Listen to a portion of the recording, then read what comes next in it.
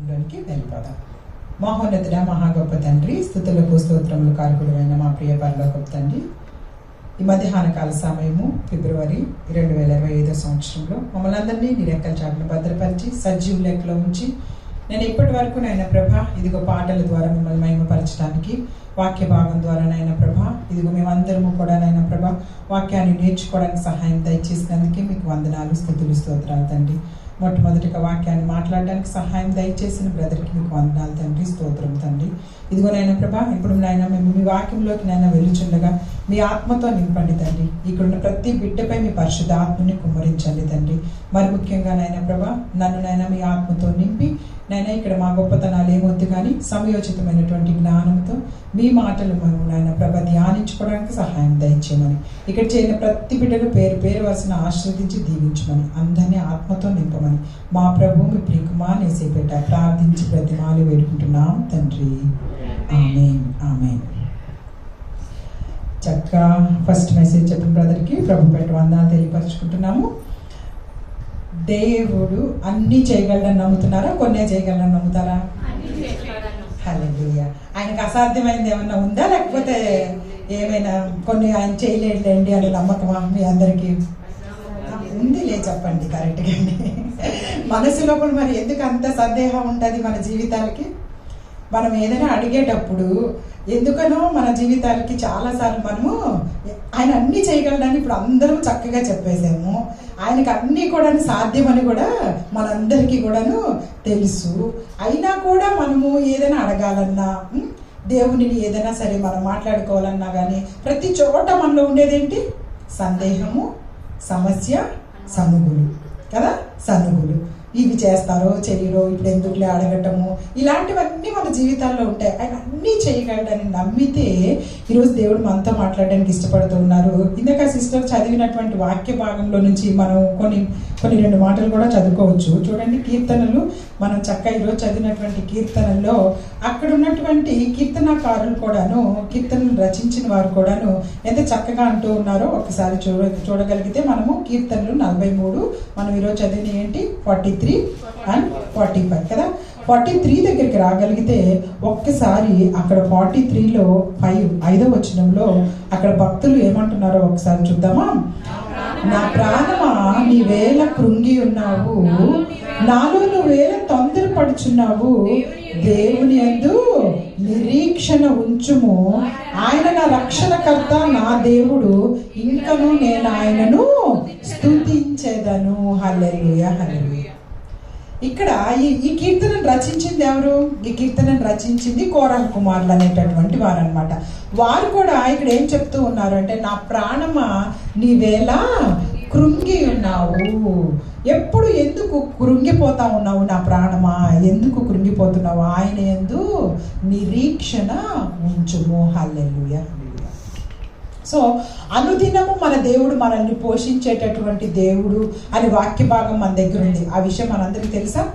అనుదినము ఆయన మనల్ని పోషించును, అనుదినము ఆయన మన భారములను భరించుచున్నాడు. ఈ వాక్య భాగాలన్నీ మీకు తెలిసిన వాక్య భాగాలే. ఇవి నేను పర్టికులర్గా మీకు చూపించాల్సిన పని లేదు. కానీ అనుదినము ఆయన పోషించును, అనుదినము మన భారములను భరించును, అనుదినము నిన్ను మేలులతో నింపును, అనుదినము ఆయన నిన్ను భద్రపరచును అనే వాక్య భాగాలన్నీ కూడా మనకి ఉన్నాయి.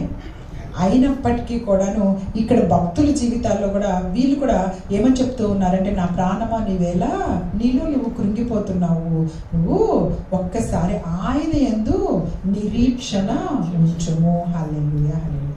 మనందరి నిరీక్షణ ఏంటి? ఇంతకుముందు నేను తెలియపరిచాను. మనందరికీ ఒక నిరీక్షణ ఉంది. ఆ నిరీక్షణ కోసమే మనం ఈ లోకంలో బ్రతుకుతుంది. హల్లెలూయా. పరలోక రాజ్యం ఉందనేది కంటే కూడా మన నిరీక్షణ ఆయన మళ్ళీ వస్తాడు, మనల్ని తీసుకొని వెళతాడు. ఇది మన నిరీక్షణ. హల్లెలూయా.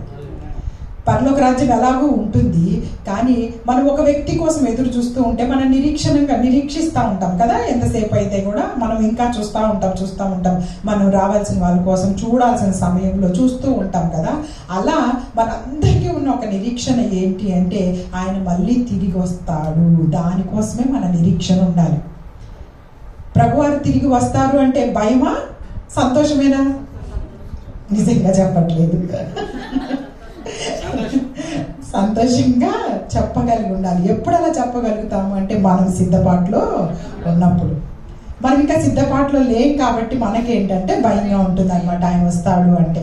కానీ ఈ లోకంలో ఉండి మనం అనేకమైనటువంటి ఇబ్బందులు పొందే కంటే కూడాను భక్తులైతే ఏమని తెలియపరుస్తారంటే ఎప్పుడెప్పుడు ఆయన వస్తే వెళ్ళిపోదామా అని చెప్పేసి అనుకుంటూ ఉన్నారు. అపోస్తలుడైన పౌలు గారు ఏమన్నారు తన యొక్క ఫిలిప్పీయులకు రాసిన పత్రికలో, చావైతే లాభము, జీవించి ఉంటే మీకోసం జీవించి ఉండాలి. నేను పౌలు గారు మాట్లాడిన మాటలు ఎందుకు, జీవించి ఉంటే నేను మిమ్మల్ని అందరినీ మార్చడానికి, క్రీస్తులోనికి తీసుకురావడానికి ఇంకొంచెం పని చేస్తాను. లేదు ఇప్పుడే చచ్చిపోవాలనిపించింది అనుకో, చక్కగా ఆయనతో పాటు కలిసి ఉంటాను. ఇది రెండు కనుక మన జీవితాల్లో ఆ నిరీక్షణ ఉండగలిగితే, బ్రతికితే ఆయన కోసం పని చేసుకుంటా ఆయనలోకి సగం మందినైనా తీసుకురావడానికి ఆ పని చేస్తాను, చచ్చిపోతే ఆయనతో పాటు ఉంటాననే సిద్ధపాటు నిరీక్షణ మనకుంటే ఆయన ఎప్పుడు వచ్చినా మనకు ఆనందమే. హల్లెలూయా. ఈ దినము దేవుడు మనతో మాట్లాడాలనుకుంటుంది. చూడండి, ఒక్కసారి సాధ్యమైనవి అసాధ్యమైనవి దేవుని చేతిలో సాధ్యపరిచేటటువంటి దేవుణ్ణి మనం కలిగి ఉన్నాం. చక్కగా కూడాను మనం అనేకమైనటువంటి విషయాలను కనుక చూసుకోగలం. అంటే మన ఇప్పుడు ఈరోజు మన జీవితాల్లో పొందుకున్న మేలులు, లేకపోతే మనం ఉంటున్నటువంటి ఈ పరిస్థితి, ఇవన్నీ కూడా నీ లక్ బైనో, నీకేదైనా ఫ్లూక్లో అంటే సడన్గా తగిలిందండి నాకు ఇలా అంటుంటారు చూసారా, ఒక లాటరీ తగిలినట్టు అలా తగిలితే వచ్చి ఇలా ఉన్నారంటారా? నేనేదో అసలు భలే లక్ వాడినండి, అందువల్లే నాకు అది వచ్చింది ఇది వచ్చింది అనే జీవితాలు ఏమన్నా క్రైస్తవ సమాజంలో ఉన్నాయా? అలాంటిది ఏమీ ఉండదు. నీ పొజిషన్ కానీ, నీ పవర్ కానీ, ఇప్పుడు నీ జీవితం కానీ not by an accident, it is fully grace of God. అంతే. మన జీవితాల్లో అంత దేవుని కృప ద్వారా నువ్వు ఈ పొజిషన్లో ఉన్నావు తప్పించి జనులు మాట్లాడుకుంటున్నట్టు, బయట వాళ్ళు మాట్లాడుకున్నట్టు నాకు ఇది ఒక లక్ వచ్చింది అందుకే నేను ఇలా ఉన్నాను, ఇలా బతికేస్తున్నాను, నాకు కారు వచ్చిందంటే భలే లక్ అండి అనే మాటలు మన జీవితాల్లో ఉంటాకి వీలేదు. ఇదంతా కేవలము ఆయన ఇస్తున్నటువంటి కృప. ఇది గుర్తుపెట్టుకోవాలి. రెండోది ఏం గుర్తుపెట్టుకోవాలంటే, మన జీవితాల్లో సాధ్యము కానివంటి అసాధ్యమైనటువంటి దేవుడు చేయగలిగిన గొప్పవాడని మనం గుర్తుపెట్టుకోవాలంటే, ఒక టీచర్కి తెలుసు క్లాస్లో ఎంతమంది ఉంటారు. ఇప్పుడు మీరందరూ ఇక్కడ ఉంటారు, సో చెప్పే వాళ్ళకి మాకు తెలుసు ఇక్కడ ఎంతమందికి ఎంతవరకు వాక్యం తెలిసి ఉంటుందో కదా, కొంతవరకన్నా మేము గ్రహించగలుగుతాం. అలా కాకుండా స్కూల్లో టీచర్కి అయితే అక్కడ ఉన్న పిల్లలందరి గురించి తెలిసి ఉంటుందా తెలిసి ఉండదా? డైలీ ఆ స్కూల్కి ఆ క్లాస్కి టీచర్ వెళ్తున్నప్పుడు అక్కడున్న పిల్లలందరికీలో ఎవరు తెలివిగలవాడు, ఎవరికి 90% వస్తాయి, ఎవరికి సరిగ్గా రావు, అన్ని విషయాలు టీచర్కి తెలుసు. కాబట్టి నేనేం పెద్దగా వీళ్ళని పట్టించుకోవాల్సిన పని లేదు, ఒక టెస్ట్ ఏం పెట్టాల్సిన పని లేదని వదిలేస్తారా? ఎందుకు టెస్ట్ పెడతారు? ఇంకా ఎందుకు టెస్ట్ పెడతారు? టీచర్కి తెలుసు కదా. ఇప్పుడు నాకు ఎలాగో తెలుసు వీళ్ళకి 90 వచ్చేస్తాయి, వాడికి 40 వస్తాయి, లేకపోతే వీడు అసలే చదవడు 0 వచ్చేస్తాయి అని చెప్పేసి I know very well. So దేవుడికి కూడా అన్ని విషయాలు తెలుసు. ఆయన మనల్ని 139వ కీర్తనలో ఏమని రాయబడి ఉంటుందంటే, మీరు తీపోయినా పర్వాలేదు, నేను అందరినీ పరీక్షించి పరిశోధించి చూచువాడిని అని ఉంటుంది. సో ఆయన పరీక్షించి పరిశోధించి చూస్తున్నప్పుడు ఆయనకి అన్నీ తెలుసు కదా. ఇప్పుడు మన జీవితాల్లో కూడాను ఎవరితోనో మాట్లాడేటప్పుడు మనకు కూడా దేవుడికి అన్నీ తెలుసండి, ఇదేగా మనం అంటాము. దేవుడికి ఏమైనా తెలియదండి అని మాట్లాడుకోం. దేవుడికి అన్నీ తెలుసండి, నా జీవితం గురించి అన్నీ తెలుసండి, ఆయనకు అన్నీ తెలుసు అని మనం మాట్లాడుకునే మనము. కానీ దేవుడు మళ్ళీ ఎందుకు పరీక్ష పెడుతున్నాడు, ఎందుకు పరీక్షలోకి మనల్ని తీసుకెళ్తూ ఉన్నాడు? ఈ టీచర్ లాగైనా మీరు ఆలోచించండి. ఒక టీచర్కి అన్నీ తెలుసు, క్లాస్లో ఎవరికి ఫస్ట్ వస్తుందో సెకండ్ వస్తుందో, అయినప్పటికీ ఎందుకు పరీక్ష పెడతారు టీచరు అంటే, నీ టాలెంట్ మిగతా వాళ్ళకి తెలియడానికి. హల్లెలూయా. నీ టాలెంట్ టీచర్కి ఒక్కదానికి తెలియడం కోసం కాదు, నీ టాలెంట్ నువ్వు ఫస్ట్ వస్తావు అన్న విషయం స్కూల్లో మిగతా పిల్లలకి తెలియాలి, ఆ క్లాస్లో ఉన్న మిగతా పిల్లలకి తెలియాలి, అలాగే టీచర్స్కి, ప్రిన్సిపాల్కి, నీ తల్లిదండ్రులకి, అందరికీ కూడాను నువ్వు ఎంత టాప్ వస్తావో పరీక్ష పెడితేనే తెలుస్తుంది. హల్లెలూయా. మన దేవుడికి కూడాను అన్నీ తెలుసు మన జీవితం గురించి. అయినా పరీక్షలోకి ఎందుకు తీసుకొస్తాడు, ఎందుకు మనకి శోధన, లేకపోతే ఎందుకు మనకి శ్రమలు తీసుకొని వస్తారు అంటే, ఈ శ్రమల్లో, ఈ శోధనల్లో నువ్వు గనక కరెక్ట్గా నిలబడగలిగితే, దేవుడికి తెలియదని కాదు కానీ నిన్ను లోకానికి చూపించాలనుకుంటాడు. హల్లెలూయా. నిన్ను లోకానికి, సాతానికి, అపవాదికి, నీ మీదకి ఎవరైతే శోధనలు తీసుకొని వస్తున్నారో వాళ్ళందరి ముందు నా బిడ్డ ఇలా నుంచోగలుగుతుంది ఖచ్చితంగా. ఎలాంటి శోధన వచ్చినా, ఎలాంటి ఇబ్బంది వచ్చినా వాటిలో నుంచి మళ్ళా పైకి వచ్చేసేసి ఈ విధంగా నుంచొని నా కోసం నిలబడగలుగుతారు అని చెప్పేసి మనల్ని లోకానికి చూపించడానికి ఆయన పరీక్షల్ని మన జీవితాల్లోకి తీసుకొస్తారు. కాబట్టి పరీక్షలు వచ్చినప్పుడు, సమస్యలు వచ్చినప్పుడు, శ్రమలు వచ్చినప్పుడు ఎందుకు ఏంటి అని చెప్పేసి ఆలోచించుకోకుండా వీటన్నిటిలో దేవుడి మీద విశ్వాసం ఉంచి ఆయన చిత్త ప్రకారమే నేను ముందుకు వెళ్ళాలన్న విషయాన్ని మన జీవితాల్లో మనము జ్ఞాపకం ఉంచుకోవాలి. కాబట్టి ఈరోజు దేవుడు చూడండి, అలాంటి సమస్యలు వచ్చినటువంటి 2 సన్నివేశాలను నేను చూపించేసి మనం ఈరోజు ముగించుకుందాము. 2వ దినవృత్తాంతాలు 20వ అధ్యాయము, 2 క్రానికల్స్ చూడండి. ఒకసారి 20వ అధ్యాయం దగ్గరికి రాగలిగితే 2 క్రానికల్స్ 2వ దినవృత్తాంతాలు 20వ అధ్యాయము 3-4 వచనాల దగ్గర నుంచి, అంటే యాక్చువల్గా ఆ యొక్క మొత్తము అధ్యాయం అంతా కూడా ఒక అద్భుతం జరుగుతూ ఉంటుంది అనమాట. ఆ అద్భుతాన్ని గురించి అసలు ఎప్పటికీ ఇది తీరిపోదేమో అనుకున్న ఒక పెద్ద సమస్య అక్కడ వచ్చింది ఒక రాజుగారికి. ఆ రాజుగారికి వచ్చిన ఆ సమస్య నుంచి దేవుడు ఏ విధంగా తప్పించారో మనం చూద్దాం. 2 క్రానికల్స్ 20 ఫస్ట్ నుంచి నేను చదువుతూ ఉంటాను. చూడండి, 2 క్రానికల్స్ 20. ఇది అయిన తరువాత, ఫస్ట్ వర్స్, ఇది అయిన తరువాత మోయాబీయులను, అమ్మోనీయులను, మోయోనీయుల్లో కొందరు దండెత్తి యెహోషాపాతు మీదకు వచ్చిరి. అంతలో కొందరొచ్చి సముద్రము ఆవల నుండి సిరియన్ల తట్టు నుండి గొప్ప సైన్యం ఒకటి నీ మీదకు వచ్చుచున్నది, చిత్తగించుము అని యెహోషాపాతుకు ఒక ప్రదేశం పేరు చెప్పి అక్కడికి తెలియపరిచారు. ఒక రాజుగారికి వస్తున్నటువంటి ఈ సమస్య ఏంటి అంటే, ఒక్కటేసారి 3 వైపుల నుంచి 3 రాజ్యాల మీద నుంచి ఆ రాజు మీదకి యుద్ధానికి వచ్చేస్తూ ఉన్నారు. ఒక పక్క మోయాబీలు వచ్చేసారంట, ఇంకో పక్క అమ్మోనీలు వచ్చేసారంట. వీళ్ళిద్దరూ నీ రాజ్యం మీదకి వచ్చారు అని చెప్పే సమయానికి ఇంకొక వైపు నుంచి సిరియా మీద నుంచి ఇశ్రాయేల్ మీదకు యుద్ధానికి వచ్చేసారు. చూడండి, మనకి ఇప్పుడు కూడా ఇశ్రాయేల్ మీదకు యుద్ధానికి రావాలంటే ఒకళ్ళు వస్తారా? ఒక్కళ్ళుగా రారు యుద్ధం. ఎప్పుడైనా దేవుని బిడ్డల మీదకు, దేవుని నమ్ముకున్నటువంటి వారి మీదకు ఒక్కటేసారి శోధనలు అన్ని వైపు నుంచి వచ్చినట్టు మీకు కనబడతాయి. మీరు గమనించండి, ఎప్పుడైనా కూడాను ఏదో ఒక్క సమస్య, దీని తీరిన తర్వాత ఇంకొకటి, దీని తీరిన తర్వాత ఇంకొకటి, అలా కనిపించదు. ఒక్కటేసారి అప్పటి వరకు సంతోషంగా ఉన్న జీవితం, అప్పటి వరకు చాలా బాగా కనిపిస్తున్నటువంటి ఆ సంతోషమైనటువంటి జీవితానికి ఒకటేసారి మనకి అన్ని వైపుల నుంచి కూడాను ఏవో సమస్యలు, ఏవో ఇబ్బందులు, ఏవో ఆలోచనలు మనల్ని ఒకటేసారి అన్ని గుర్తొచ్చేస్తాయి. మనం గుర్తురాకని గుర్తెచ్చుకుంటాం. మనం ఎప్పుడో జరిగిపోయినాయి అన్నీ కూడా. ఆ టైప్లో మనము డిప్రెషన్లోకి వెళ్ళిపోవడానికి ఇబ్బంది పడతా ఉంటాం అనమాట. ఒకటి జరిగిందని ఒకటితో వదిలేయకుండా అటుపక్క అన్నీ తెచ్చేసుకొని మనకే ఎక్కువ సమస్యలను తెచ్చుకుంటూ ఉంటాం. ఇక్కడ దేవుడు కూడా తెలియపరుస్తున్నారు. చూడండి, ఇక్కడ 3 దేశాల వాళ్ళు ఒక రాజు మీదకి వచ్చేస్తూ ఉన్నారు. ఆ రాజుకి సడన్ గా, అది కూడాను ముందేం సమాచారం లేదు, సడన్ గా వచ్చేసారు. ఆ రాజుగారు ఏం చేశారో చూస్తానికి ముందుగా, దేవుని ఏ విధంగా ప్రార్థించుకున్నారో చూస్తానికి ముందుగా ఇంకొక దగ్గరికి వెళ్దాం. మార్కు సువార్త 9వ అధ్యాయం దగ్గరికి వచ్చేస్తే చూడండి, మార్కు సువార్త 9వ అధ్యాయం దగ్గరికి రాకపోతే యేసుక్రీస్తు ప్రభు వారు అక్కడ జరుగుతున్నటువంటి ఒక గొప్ప విషయాన్ని మనం చూసుకుందాం. మార్కు సువార్త 9వ అధ్యాయము 17వ వచనము. 9వ అధ్యాయము మార్కు సువార్త 17వ వచనము. అందరు తీశారు కదా? చూడండి, అది 9:17. జన సమూహంలో ఒకడు, బోధకుడా, మూగదయం పట్టిన నా కుమారుని నీ యొద్దకు తీసుకొచ్చి తిని, అది ఎక్కడ వానిని పట్టునో అక్కడ వానిని పడద్రోయను.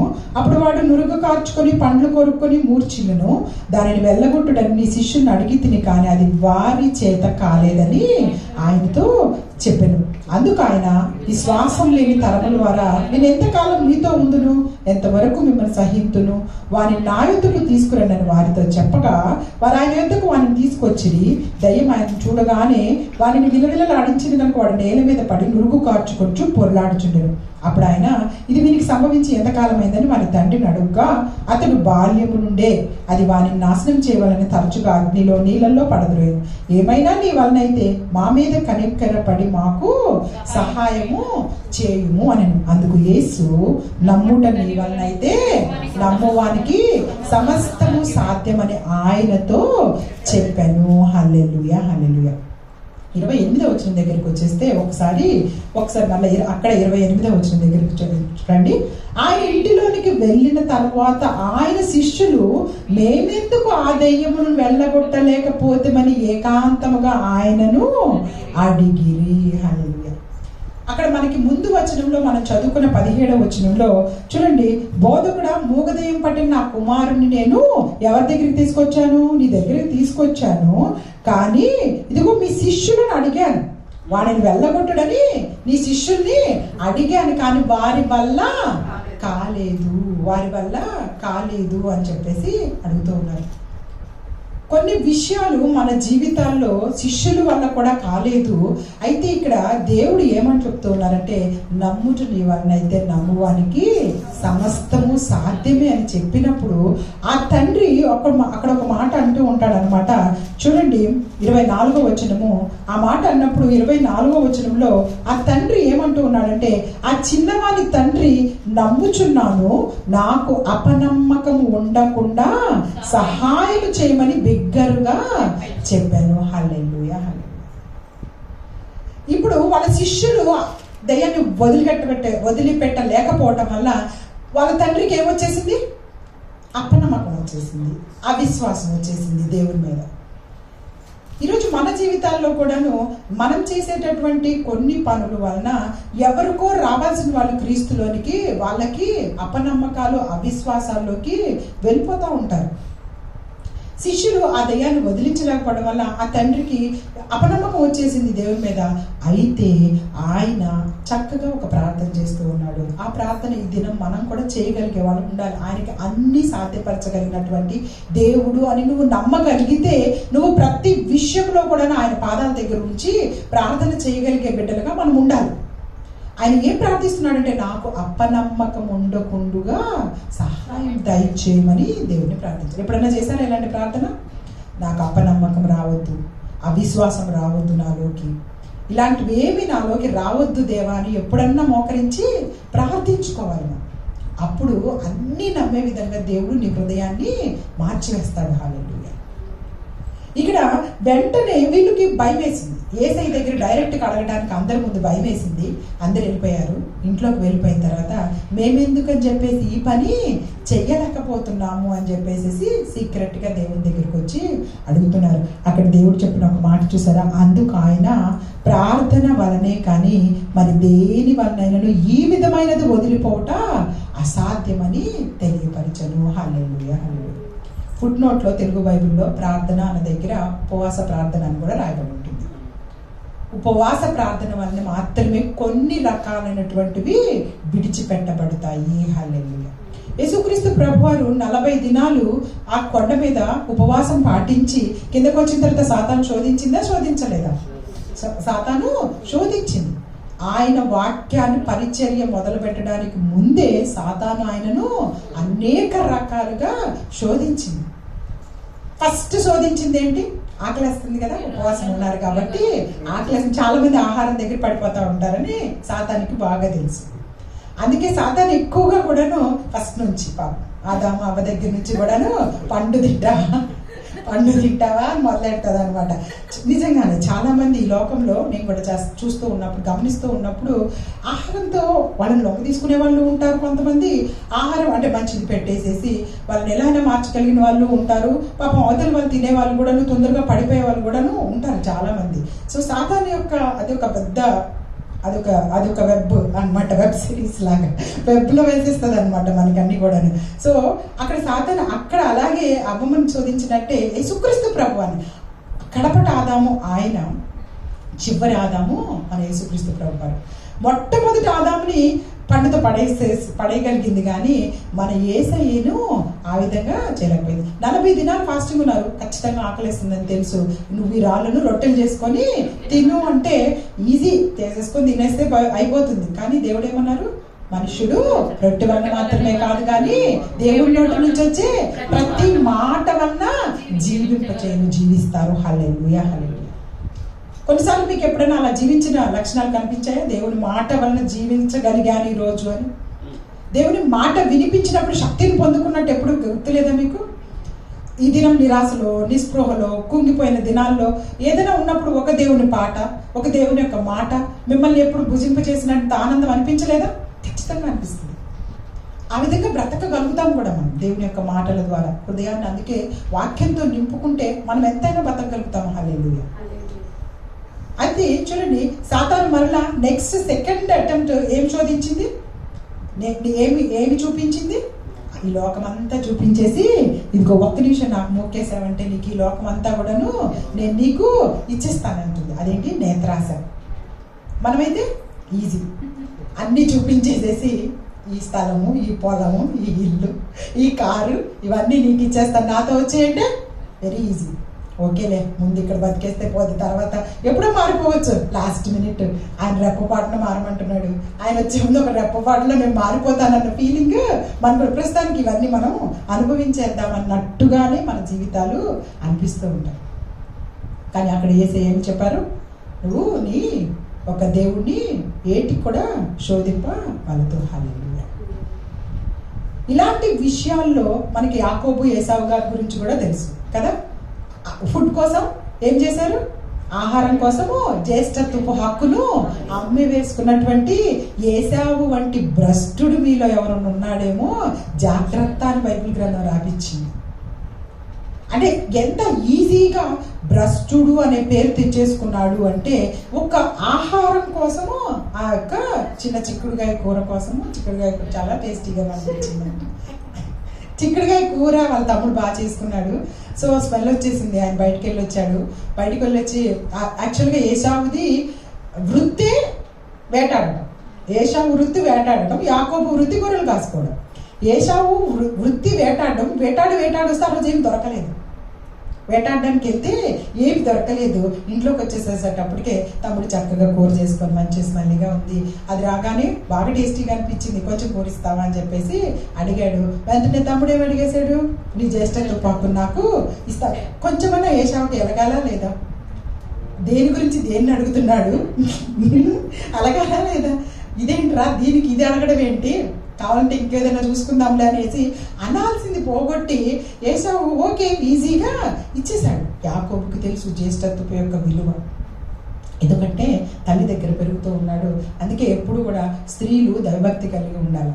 తల్లి ఎలా చెప్తే బిడ్డలు అలాగా వెళ్ళిపోతారు. ఎందుకంటే తల్లి ఎక్కువ సమయం బిడ్డలతో గడుపుతుంది.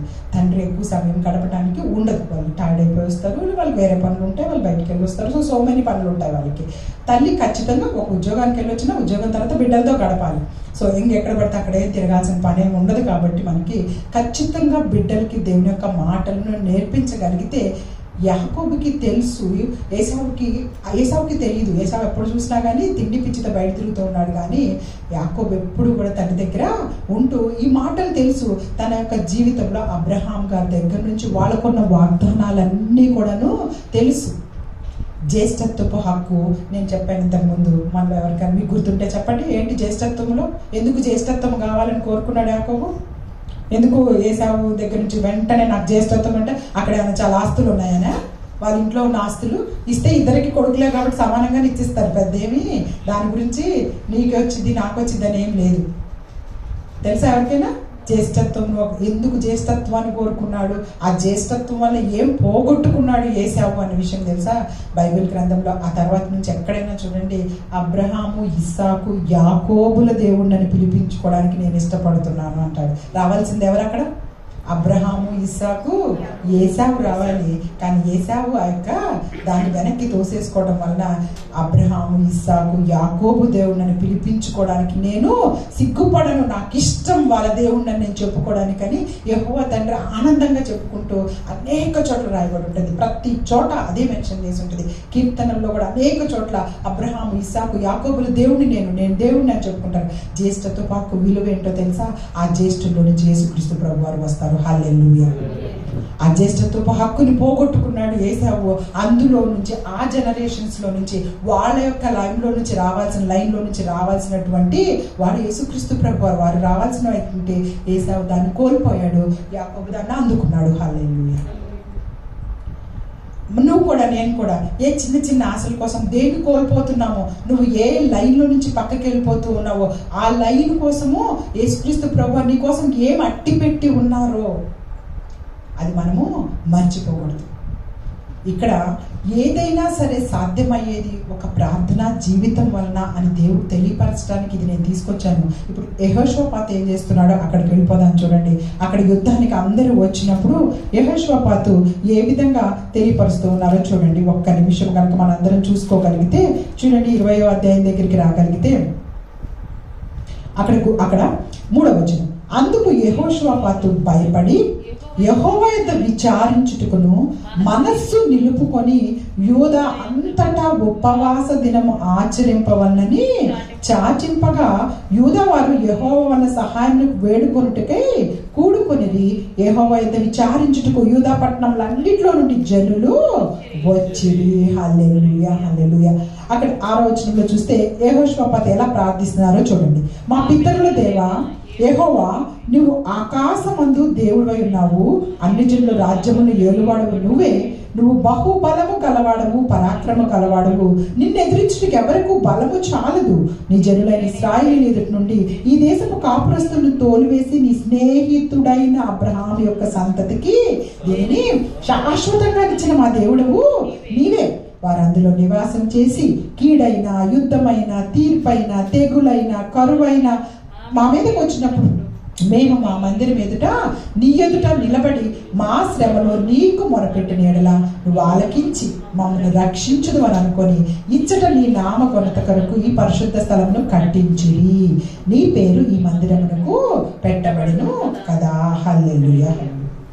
నేను నిన్న కూడా తెలియపరిచాను.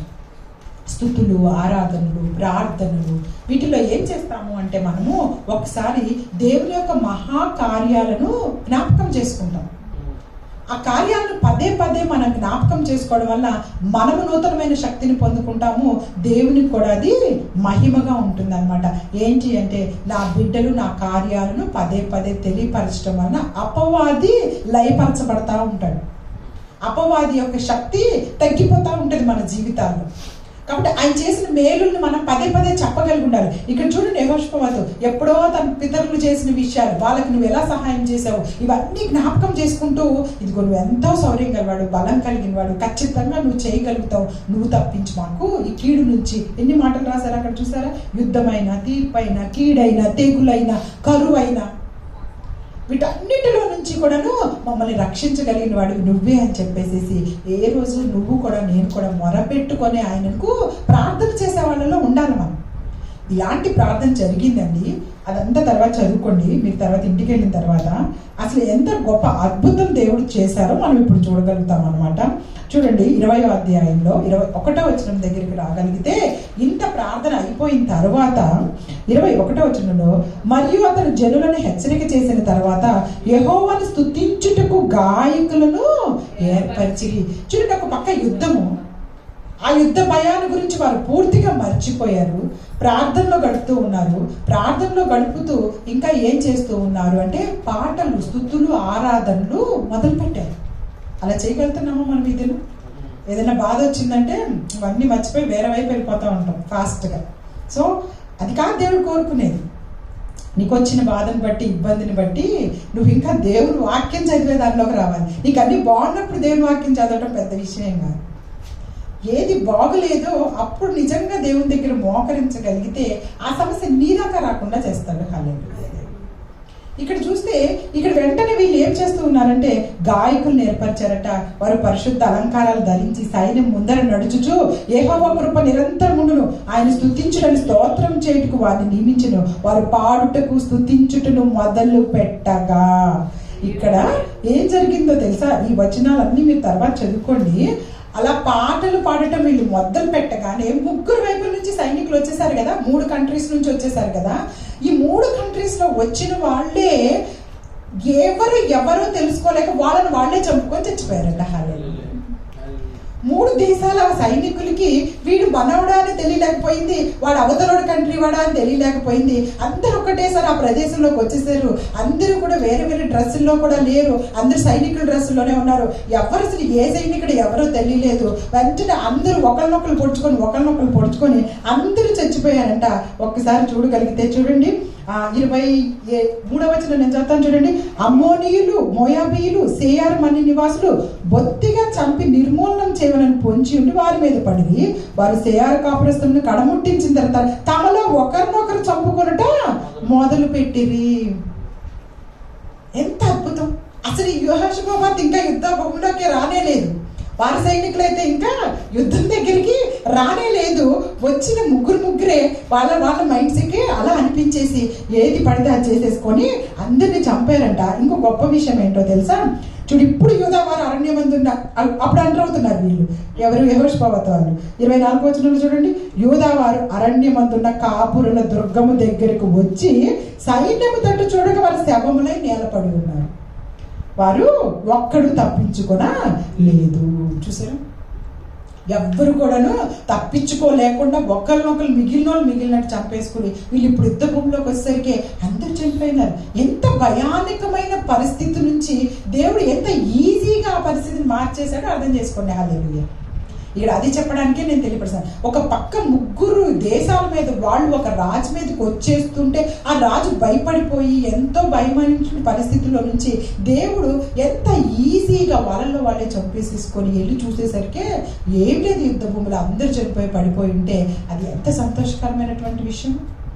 మన మీదకి రావాల్సిన శత్రువు, లేకపోతే మన మీదకి నిందలేసే వాళ్ళు, మన చుట్టుపక్కల ఉన్నట్టు ఇబ్బంది పెట్టాలనుకుంటాం వాళ్ళు సడన్ గా వాళ్ళంతటా వాళ్ళే సారీ క్షమించండి, మిమ్మల్ని మేము ఏదో అనాలనుకోండి మన చుట్టూ వచ్చి కూర్చొని ఎలా ఉంటుంది? మనం ఏం చేయకుండానే, మనం అసలుకి ఏమి మాట్లాడకుండానే వాళ్ళందరితోటి మమ్మల్ని అలా ఎందుకు అన్నారు, ఇలా ఎందుకు అన్నారు అనేసి మనం ఏం అడగకుండానే వాళ్ళంతటి వాళ్ళే వచ్చేసి మన చుట్టూ చేరేసేసి సారీ అండి, మిమ్మల్ని అలా అపార్థం చేసుకున్నాము, మీ మీద అనవసరమైన నిందలు వేసాము అంటే ఎట్లా ఉంటుందో మనకు సంతోషం. యెహోషాపాతుకి అంతకంటే అద్భుతమైనటువంటి సంతోషాన్ని దేవుడు అనుగ్రహించాడు. హల్లెలూయా. అసాధ్యమైనది సాధ్యపరిచేటటువంటి దేవుడు అన్న విషయం మన జీవితాల్లో జ్ఞాపకం ఉంచుకోవాలి. ఎప్పుడు కూడా మనం అన్నీ ఇవ్వగలిగినటువంటి దేవుడు మనం కలిగి ఉన్నాం. ఆ చనిపోయిన తర్వాత కూడా యెహోషాపాతు ఆశ్చర్యకరమైన విషయం ఏంటంటే, ఈ సైనికులు మరి అక్కడికి ఎందుకు బంగారం వేసుకొచ్చారో తెలియదు కానీ చాలా మంది అంట చాలా బంగారపు దండలు ఆ యొక్క ధనము వేసుకొని వచ్చేస్తారట మెడల్లో. మరి అదేమైనా వాళ్ళకి అలవాటు మరి లేకపోతే ఏమనుకున్నారో అక్కడ చూడండి, వీళ్ళకి ఇంకా విస్తారమైన ధనం వచ్చేసిందంట. చూసుకోగలిగితే యెహోషాపాతు అతని జనములు 25వ వచనం వారి వస్తువులను దోచుకొనుటకు దగ్గరకు రాగా ఆ శవముల యొక్క విస్తారమైన ధనము ప్రశస్తమైన నగలు కనబడెను. వారు తమకిష్టమైనంత మట్టుకు తీసుకొని తాము తీసుకొని పోగలిగినంత కంటే ఎక్కువగా ఒలుచుకొని కొల్ల సొమ్ము అతి విస్తారమైనందున దానిని కూర్చుటకు 3 దినములు పట్టెను. దేవుని ఆశీర్వాదాలు ఎలా ఉంటాయో చూడండి. ఆయన ముందు మోకరించేస్తే భయపడిపోయి అమ్మో ఇప్పుడు గబగబా యుద్ధానికి పోదాం పదండి అని చెప్పి యెహోషాపాతు భయపడకుండా చక్కగా కూర్చొని దేవుని దగ్గర ప్రార్థన చేసుకుందాం అంటే ఇప్పుడే మనం మాట్లాడుకున్నట్టు ఆ యొక్క 2 చేపలు 5 రొట్టెలు మళ్ళా ఎన్ని గంపలు ఎత్తగలుగుతామో అంత ఆశీర్వాదం. ఇక్కడ వీళ్ళొచ్చింది యుద్ధ ప్రాణ భయంతో వచ్చారు. ప్రాణ భయం లేదు సరిగదా. ఇంక ఇప్పుడు ఏంటంటే ఇంకా 3 రోజులు పట్టిందంట అవన్నీ ఏరుకోవడానికి. అంత బంగారం అంత ధనము అక్కడ ఉంది. గంటలో ఏరితేనే చాలా దొరుకుతాయి మనకి. అక్కడే ఏమన్నా పట్టి ఎట్టుకోండి అంటే గంటలో మనం చాలా తీసుకోగలుగుతాం. అలాంటిది ఇక్కడ 3 రోజులు అంతమంది సైనికులు ఏరుకుంటున్నా కానీ అంత టైం పట్టింది అంటే దేవుని యొక్క ఆశీర్వాదాలు మన జీవితాల్లో ఆయనను నమ్మినప్పుడు ఎలా ఉంటాయో జ్ఞాపకం ఉంచుకోండి. హల్లెలూయా. మన బ్రదర్ ఈరోజు సాక్ష్యం చెప్తారనుకుంటాను. భోజనం పెడుతున్నారు ఈరోజు మా కుటుంబం తరపు నుంచి. సో దేవుడిచ్చే ఆశీర్వాదాలను మేము ఎప్పుడు పొందుకుంటానే ఉంటాం. మనందరికీ తెలిసినటువంటి విషయం, మేము ఎక్కువ చెప్పాల్సిన పని లేదు వీటన్నిటి గురించి కూడాను. కాకపోతే నిన్న దినమందు చాలా ఆశ్చర్యకరమైనటువంటి క్రియలు జరిగాయి బ్రదర్ అండ్ నా జీవితాల్లో. కాబట్టి అంటే దేవుని మీద విశ్వాసం, నమ్మకం. మేము ఏం చేసుకున్నా దేవుని మీద విశ్వాసం, నమ్మకం. ఆయన చూసుకుంటాడులే, ఆయన జరిపించేసుకుంటాడులే. పెద్దగా నేను లోకపరమైన విషయాల గురించి ఎప్పుడు ఆలోచన అస్సలు ఎప్పుడూ చెయ్యను. నేనైతే అసలే పట్టించుకోను. నేను మీకు ఇంతకు ముందు కూడా చెప్పాను, నా పిల్లల చదువుల గురించో, లేకపోతే నా భర్త ఉద్యోగమో, లేకపోతే మాకు ఇంకేదో కారు వచ్చిందో, లేకపోతే ఏదో వచ్చిందో, వీటి గురించి నాకు ఎప్పుడు ఉండదు. కానీ నేను ఒక ఆత్మనైనా సరిగ్గా నిలబెట్టగలుగుతున్నానా లేదా అనేది మాత్రం ఎప్పుడు నా మనసులో ఉంటూ ఉంటుంది. హల్లెలూయా. నా దగ్గరికి వచ్చిన ఈ 10 మంది ఆత్మలను నేను రేపు దేవునికి లెక్క చెప్పగలుగుతానా లేదా? దీంట్లో ఎక్కడైనా నేను తప్పిపోతే మాత్రం నా మనసు కష్టమైపోతూ ఉంటుంది. కాబట్టి ఖచ్చితంగా మనం దేవుని యొక్క వాక్యంలో నిలబడే వారిగానే ఉండాలి తప్పించి దేవుని వాక్యం నుంచి మీరు ఇంకా మిగతా ఏ విషయాలు ఎలా ఉన్నప్పటికీ కూడాను దేవుని యొక్క వాక్యంలో నిలబడాలి. మీరు ఇంకా సంఘంలో అనేకమైనటువంటి అద్భుతాలు మీ ద్వారా జరగాలి. ఇంకా మీ జీవితాల్లో కూడా దేవుడు అనేకమైన ఆశీర్వాదాలు కుమ్మరించాలి. ఇదొక్కటే ఉంటుంది నా ప్రార్థన. హల్లెలూయా. అలాగే ఇంకొకరు మనందరికి తెలుసు కదా, నేను ముగించేస్తాను ఇంకొక 5 నిమిషంలో. మనకి ఇలా అసాధ్యమైన సాధ్యం చేయగలిగినటువంటివి అనేకమైన ఉన్నాయి బైబిల్ గ్రంథంలో. మీకు తెలిసినవి మీరు అనేకమైన చెప్పగలుగుతారు. ఏం చెప్పగలుగుతారు చెప్పండి? ఎస్తేరు జీవితం చెప్పగలుగుతారా? What? Red sea. Okay, red sea, ఆ యొక్క సముద్రము 2 పాయలు కావటం అనేది ఒక అద్భుతం. అది ఎప్పుడైనా సాధ్యం అవుతుందని ఎవరైనా అనుకుంటారా? సముద్రం 2 పాయలుగా అయిపోయి మనందరం దాని మధ్యలో నుంచి నడిచిపోయి రేపు మనందరం కూడా నడిచిపోగలుగుతాం. వాళ్ళే కాదు, అంత భయంకరమైన సముద్రం లాంటి సమస్యలు మన జీవితాల్లో ఉన్నప్పటికీ కూడాను వాటి మధ్యలో ఆయన ఎప్పుడో మార్గం వేసేసాడు. ఆ మార్గం చూడటమే మన యొక్క లక్ష్యం. చాలా మంది బయట ప్రపంచంలో క్రైస్తవం ఒక మతం అంటూ ఉంటారు. క్రైస్తవం మతం కాదు, ఒక మార్గము. హల్లెలూయా. అది ఒక్కటే మార్గము, వేరే మార్గాలు ఏమీ లేవు. క్రైస్తవ్యము, క్రీస్తును నమ్మటం మాత్రమే పరలోక రాజ్యానికి చేరటానికి ఉన్నటువంటి ఒకే ఒక్క మార్గము. అందుకే అపోస్తలుడైన పౌలు గారు తన పత్రికల్లో రాసేటప్పుడు అదే మాట అంటూ ఉంటారు, మీరు అనుకుంటున్నట్టు ఇది మతము కాదు, ఇది ఒక మార్గము. ఈ మార్గము, అందుకే యేసుక్రీస్తు ప్రభు గారు నేనే మార్గము, నేనే జీవము, నేనే సత్యము. సత్యాన్ని బోధించే మార్గమే క్రైస్తవ్యం తప్పించి వేరేది ఇంకేమీ కాదు. ఈ అనిలు అనుకుంటున్నట్టు మనల్ని ఇబ్బంది పెట్టాలని చెప్పేసి ఎన్నెన్నో మాటలు అనేవాళ్ళకు. మతము భయంకరమైనది. మతం అనేది చాలా భయంకరమైనది. యూదులది కూడా మతమే. వాళ్ళు ఆచరించేది కూడా ఏంటి? మార్గం కాదు, మతం వాళ్ళది. యూద మతము అంటే వాళ్ళకి చాలా ఎక్కువ ఇది ప్రీతి. దాన్ని మతముగా చేసుకున్నారు. దేవుడు ఏర్పాటు చేసినటువంటి అబ్రహాం గారి ద్వారా రావాల్సిన వాగ్దానాలను పొందుకొని ఎంతో చక్కగా క్రీస్తుని నమ్మవలసిన వారు, మెస్సయ్య కొరకు ఎదురు చూడవలసిన వారు మెస్సయ్యను పట్టించుకోకుండా వారు ఆ మతం యొక్క పిచ్చిలోనే అలా నిలబడిపోయారు. పౌలు గారు కూడాను దేవుని నమ్మకం ముందు ఆయన ఏమని రాసుకున్నారో తెలుసా? నేను యూదా మత ప్రవిష్టుడిని అని రాసుకున్నారు తన పుస్తకం. అంటే నాకు యూదా మతం అంటే చాలా పిచ్చి. ఆ యూదా మతంలో ఉన్నన్నింటినీ కూడాను ఆచరించడం అంటే నాకు చాలా ఇష్టము. ఈరోజు మన జీవితాల్లో కూడా క్రైస్తవ్యంలో కూడా చాలా డినామినేషన్స్ ఉన్నాయి. కొన్ని డినామినేషన్స్ దాన్ని మతంగానే చూస్తూ వాటిని ఆచరించడమే ముఖ్యమైన పనిగా పెట్టుకుంటూ ఉంటారు తప్పించి నిజమైనటువంటి మారు మనస్సుతోటి క్రీస్తు ప్రభువాన్ని తెలుసుకోవడానికి ఇష్టపడని వాళ్ళు చాలా మంది ఉన్నారు. ఇంకా అది చాలా పొరపాటు. మతం ఎప్పుడు మంచిది కాదు. మతము ఎప్పుడు మనిషిని ఇబ్బంది పెట్టేగా ఉంటాయి వాటి అన్నిటి విషయాలు. కానీ మార్గం తెలుసుకుంటే నువ్వు దేవుని దగ్గరకు వెళ్ళగలుగుతావు. అందుకే యేసుక్రీస్తు ప్రభువు నా మార్గం చాలా ఇరుకైన మార్గము, దానిని కనిపెట్టే వాళ్ళే కొంతమంది, ఇక ప్రవేశించే వాళ్ళు అతి తక్కువ మంది అన్నారు. అసలు ఇది మార్గం అని కనిపెట్టే వాళ్ళే చాలా తక్కువ మంది, ఇంకా మార్గంలో ప్రవేశించే వాళ్ళు ఇంకా అతి తక్కువ, ప్రవేశించాక నిలబడే వాళ్ళు ఇంకా తక్కువ. మన దేవుడు సంపూర్ణమైన జ్ఞానం కలవాడని మనం తెలుసుకోవాలి, సంపూర్ణమైన ప్రేమ కలిగిన వాడని మనం తెలుసుకోవాలి, సంపూర్ణ శక్తివంతుడని మనం తెలుసుకోవాలి, సంపూర్ణ సమర్థుడని మనం తెలుసుకోవాలి. ఇవన్నీ తెలుసుకోవాలి. నేను ఇంతకుముందు ఒక వాక్య భాగాన్ని చెప్పేటప్పుడు మీకు చెప్పాను, ఆయన గురించి ప్రతి దినము ఆలోచించాలంటే ఏం ఆలోచిస్తున్నాం మనం? ఏం ఆలోచించాలి? ఆయన గురించి తెలుసుకోవాలి అంటే మనకి ఎక్కడికక్కడ ఆగిపోతూ ఉంటాం. ఏముంది తెలుసుకోవడానికి అన్నట్టు. ఇవే తెలుసుకోవాలి. ఆయన సంపూర్ణమైన ప్రేమ కలిగిన వాడు, ఆయన సంపూర్ణమైన సమర్థ్యం కలిగిన వాడు. ఆ విషయాల గురించి నువ్వు పరిశీలన చేసే కొద్దీ నువ్వు దేవునికి దగ్గరగా వెళ్ళిపోతావు. ఆయన మార్గంలోకి నువ్వు వెళ్ళిపోయినట్టే. ఆయన సంపూర్ణమైన సమర్థ్యం గలవాడు అనే వాక్య భాగాలు ఎక్కడ ఉన్నాయో చదువుకోండి, ఎత్తుక్కొని. ఎంత గొప్పగా మిమ్మల్ని బలపరుస్తాయో.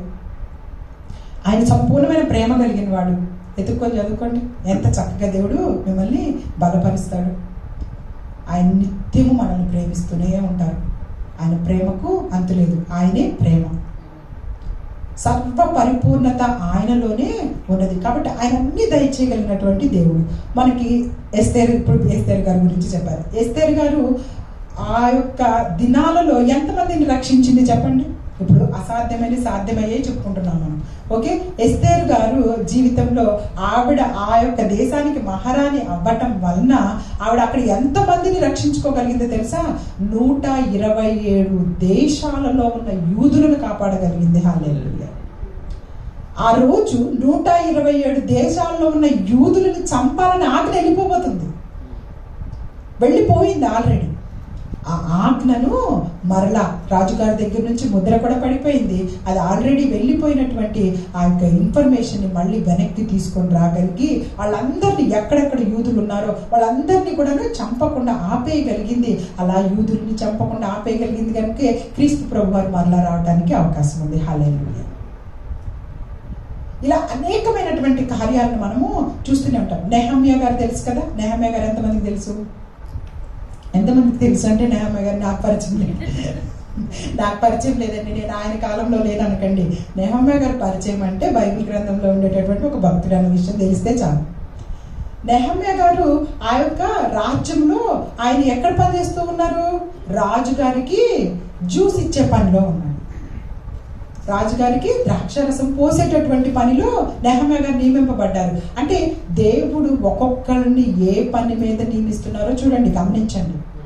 ఇందాక మనం మాట్లాడుకున్నాం సంఘం విషయంలో అనేక మంది అనేక రకాలుగా ఉన్న అందరము అవయవాలుగా పనిచేస్తేనే ఆక బాడీ పనిచేస్తుంది. కాలు నా పని కాదు అని చెప్పేసేసి చేతితోటి, చెయ్యి నా పని కాదు అని చెప్పేసేసి తలతోటి లేకపోతే వీటితోటి చెప్పేసేసి కామ్గా ఉండవు. అవన్నీ కలిసి పనిచేస్తూ ఉంటేనే మనం ఈ విధంగా మాట్లాడుకోగలుగుతున్నాం, నుంచోగలుగుతున్నాం. అవన్నీ ఒకదానికి ఎంతో సహకరించుకుంటూ పనిచేయగలుగుతున్నాయి కాబట్టి అలా నిలబడగలుగుతాం. కానీ ఈరోజు సార్వత్రిక సంఘంలో చేరవలసిన మనందరము కూడాను అన్ని సొంత అభిప్రాయాలు, సొంత ఆలోచనలు, వాళ్ళది నచ్చదు మనకి, వీళ్ళది నచ్చదు, మనది వాళ్ళకి నచ్చదు. ఎక్కడ మనకి శరీరం పూర్తిగా చేయబడుతుంది? ప్రభువైన క్రీస్తు వారి శరీరము పూర్తి చేయబడిన తర్వాతే ఆయన రావాలని ఆశపడతా ఉన్నారు ఈ లోకానికి. ఆయన శరీరంలోకి ఒకటి అతకబడితే ఇంకోటి ఊడిపోతుంది. ఒక సంఘం మంచిగా వచ్చి దేవుళ్ళో ఉండే లోపల ఇంకో సంఘము కాస్త భ్రష్టంగా అయిపోయి పక్కకి వెళ్ళిపోతూ ఉంది. ఈ విధంగా దేవుని యొక్క శరీరం కూడాను పూర్తి అవ్వట్లేదు. కాబట్టి ఈ దినం మన జీవితాల్లో అసాధ్యమైనవి చేయగలిగినటువంటి దేవుణ్ణి మనం కలిగి ఉన్నాం. కాబట్టి యోనా గ్రంథం మనందరికీ తెలుసు కదా. యోనా గారి వల్ల ఎంతమంది రక్షింపబడ్డారని చెప్పాను నేను, నెంబర్ కూడా చెప్పాను నేను. వాళ్ళందరూ కూడాను యోనా గారు బోధించిన వెంటనే మారు మనసు పొందారు. 140,000 మంది ఆ దినం ఒక్క దినమే మారు మనసు పొందారు. కాబట్టి ఏదైనా సరే అసాధ్యమైన అనుకుంటాము మనం. ఎప్పుడైనా ఆ రాజ్యం అంతా అంత చక్కగా దేవుడిని నమ్మిద్ది అని చెప్పేసి అనుకోలేదు. కానీ దేవుడు దాన్ని సాధ్యపరచగలిగినటువంటి దేవుడు. నెహమ్యా గారు అక్కడ రాజు దగ్గర ద్రాక్షారసం పోసేటటువంటి వ్యక్తిగా దేవుడు పెడితే ఒకరోజు చాలా దిగులుగా ఉండి రాజుగారికి పోస్తూ ఉన్నాడంట.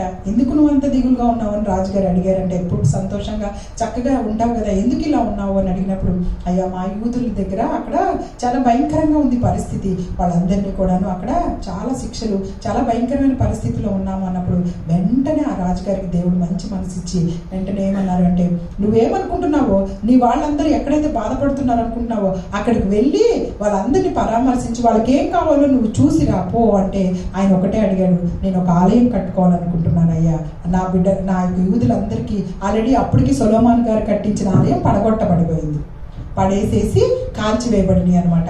కాల్చివేయబడినటువంటి అక్కడ మా వాళ్ళు ప్రార్థన చేసుకోవడానికి కూడా ఏం లేదయ్యా, నువ్వు అవకాశం ఇస్తే నేను వెళ్ళి ఆ యొక్క ఆలయాన్ని కట్టుకుంటామన్నప్పుడు సరే అని చెప్పేసి చెప్పడమే కాకుండా ఆ రాజు మెటీరియల్ అంతా కూడా పంపించాడంట. హల్లెలూయా. రాజుగారి మనసుని దేవుడు మార్చేశాడు.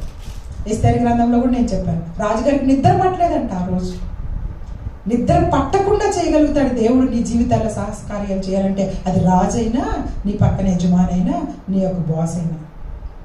సో నీకు మేలు చేయడానికి ఆయన సిద్ధంగా ఉన్నాడు. మేలును పొందుకోవడానికి మనమే సరిగ్గా ప్రార్థన చేయటం లేదు అని చెప్తున్నాను. మొరపెట్టుకోవట్లేదు. అక్కడ రాజులు మొరపెట్టుకుంటున్నారు, ఇక్కడ ఒక పక్క నార్మల్ పీపుల్ మొరపెట్టుకుంటున్నారు. అక్కడ ఒక తండ్రి అయ్యా నాకు ఇదిగో నువ్వు నమ్ముటానికి సహాయం దయచేయని మొరపెట్టుకుంటూ ఉన్నాడు. నేను మాత్రమే మొరపెట్టుకోవటంలో ఎక్కడో తప్పిపోతావు. ఎరికో గోడలు కూలిపోయాయి. అదెంత అసాధ్యమైన విషయం. ఎరికో గోడల మీదట 2-3 కార్లు వెళ్ళగలిగినంత వెడల్పు ఉంటాయట. రెండు ఆ గోడ పైన 2-3 కార్లు పక్క పక్కన, మనకి ఇప్పుడు ట్రాఫిక్ మనం ఎలా రోడ్డు మీద వెళ్ళగలం అంత వెడల్పు ఉంటాయంట ఆ యొక్క ఎరికో గోడలు. ఎవరైనా ఏమైనా చేశారా? పోయి ఏమైనా తవ్వారా? ఎరికో గోడలు ఎలా కూలిపోయింది? వీళ్ళని ఎంటర్ చేయాలనుకున్నాడు దేవుడు ఆ యొక్క ప్రదేశంలోనికి.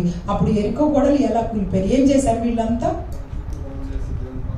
హల్లెలూయా. అంతే. దాని చుట్టూ 7 సార్లు తిరిగేసేసి దేవుని యొక్క పాటలతో పెద్దగా స్తుతిస్తూ ఆరాధిస్తూ ఆ శబ్దానికే గోడలు కూలిపోయినాయి అంట. హల్లెలూయా. శబ్దానికి ఆ పవర్ ఉంది, మీకు తెలుసు కదా. సౌండ్కి ఆ పవర్ ఉంటుంది.